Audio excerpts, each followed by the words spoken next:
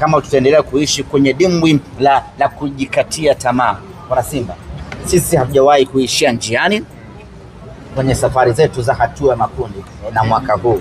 Hata pamoja na kuanza vibaya kwa kufungwa na Petro, lakini bado safari yetu tunaiona ikiwa angavu kule mbele. Lakini unaweza ukafungwa ila ukakaa ukaifanyia tathmini timu yako, ikakupa matumaini ya kwamba una timu ya kufanya vizuri huko mbeleni. Ukiangalia mchezo leo tumeutawala. Ukiangalia Simba tumetengeneza nafasi nyingi. Ukiangalia nafasi ambazo kipindi cha kwanza tumezitengeneza na kuzipoteza, sio kwa ubora wa mpinzani, ni kwa hali ya mpira.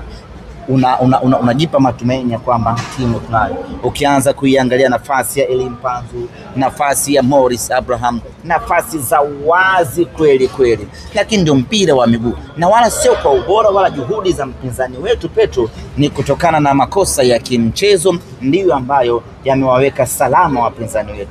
Makosa kama haya hayawezi kujirudia katika mechi nyingine, na uzuri ni kwamba wachezaji wenyewe wamepokea ile hali ya kupoteza mchezo leo, imewaingia, wamejifeel vibaya. Maana yake ni kwamba kila mmoja anakwenda kuangalia mapungufu yake, mapungufu ya timu. Tuamke, twende tukafanya ubwela huko mbeleni.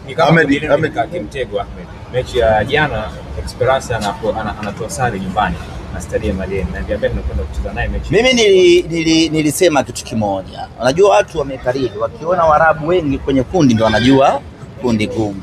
Lakini kiuhalisia hakuna timu nyepesi kama timu za Kiarabu.